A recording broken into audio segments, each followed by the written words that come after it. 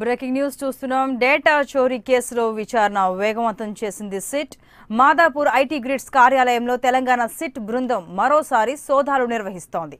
Clues టీంతో కలిసి SIT అధికారులు సోదాలు నిర్వహిస్తున్నారు. సిట్ అధికారులు శ్వేతారెడ్డి, రోహిణి ప్రియదర్శిని ఆధ్వర్యంలో తనిఖీలు చేపడుతున్నారు. SIT chief officer Stephen Ravindra IT grids కార్యాలయానికి చేరుకుని విచారిస్తున్నారు.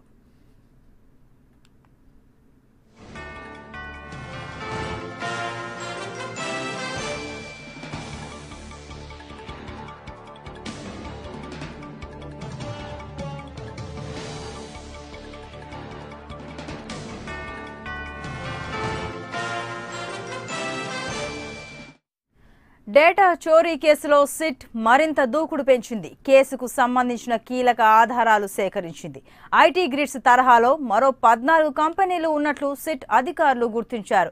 కంపెనీల వివరాలు సేకరించే పనిలో సిట్ బృందం నిమగ్నమైంది.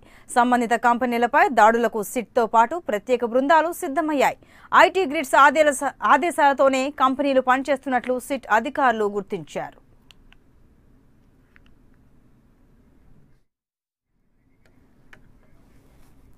మరింత సమాచారం మా క్రైమ్ చీఫ్ కృష్ణ అందిస్తారు. కృష్ణ, చెప్పండి.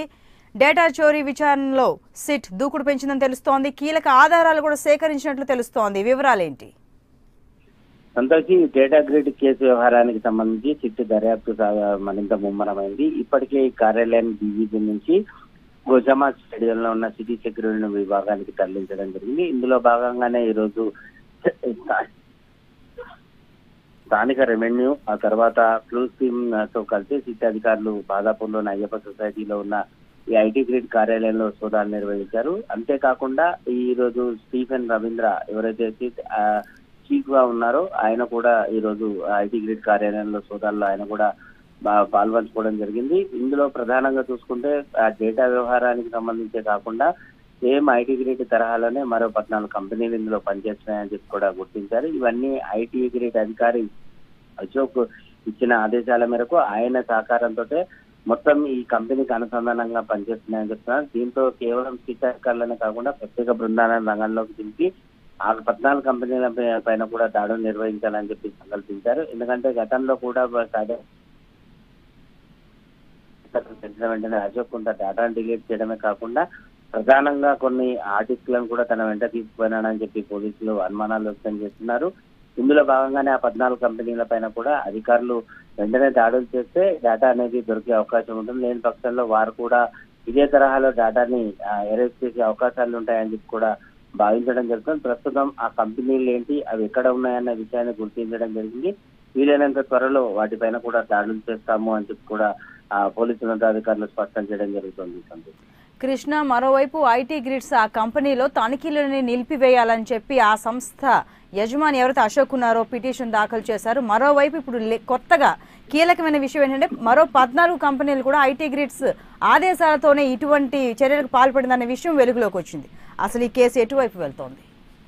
ఈ కేసు వ్యవహారానికి సంబంధించి ఏదైతే సైబరాబాద్ పోలీసులు మొదట అశోక్ పైన ఎఫ్ఐఆర్ కేసు నమోదు చేయడం జరిగిందో ఆ ఎఫ్ఐఆర్ నుంచి తన పేరును తొలగించాలని చెప్పేసి నిన్న హైకోర్టులో అశోక్ క్వాష్ పిటిషన్ వేయడం జరిగింది.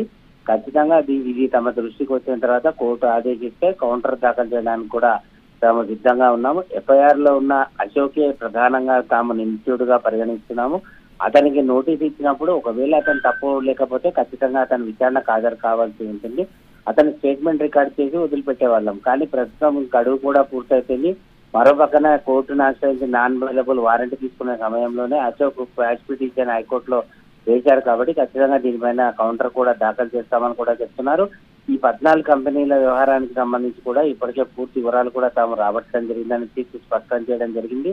ఆ కంపెనీలన్నీ ప్రస్తుతం హైదరాబాద్ లోనే ఉన్నాయని చెప్పి కూడా వారు అనుమానాలు వ్యక్తం చేస్తున్నారు. ఆ కంపెనీ పైన దాడులు చేసి అక్కడ ఉన్న డేటాను కూడా స్వాధీనం చేసుకుంటే తప్ప లేని పక్షంలో ఇందులో మరిన్ని ఆధారాలు, కీలకమైన ఆధారాలు నాశనమయ్యే అవకాశాలు ఉంటాయని చెప్పి కూడా భావిస్తోంది.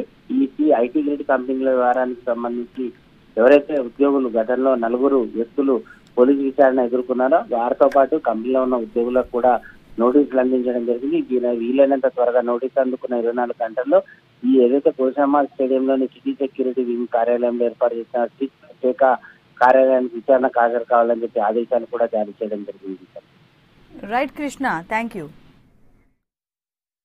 ఇన్వెస్టిగేషన్ చాలా ముమ్మరంగా జరుగుతూ ఉన్నది. అదే క్రమంలోని ఈరోజు ఇక్కడికి వచ్చి ఆఫీస్ని అంతా సీన్ ఒకసారి రీకన్స్ట్రక్షన్ చేస్తూ ఉన్నాము. మాతోని పోలీస్ టీమ్ మరియు ఇంకా ఇతర scientific advisers, technical advisers, experts అందరూ వచ్చి మేము మళ్ళీ ఒకసారి సీన్ని రీకన్స్ట్రక్ట్ చేస్తున్నాము. ఇదే కాకుండా ఏమన్నా కానీ మాకు అడిషనల్గా ఏమన్నా ఎవిడెన్స్ ఉంటే అది కూడా ప్రాపర్ ప్రొసీజర్స్తో మేము అది కూడా సర్చ్ అండ్ సీజర్ కూడా చేస్తూ ఉన్నాం. ప్రస్తుతము ఏదైతే teams entire scene of crime ఏదైతే ఉన్నదో దాన్ని క్షుణ్ణంగా పరిశీలిస్తున్నారు. మరి అన్ని కోణాల నుంచి కూడా మేము దర్యాప్తు చేస్తున్నాము. ఇది మనము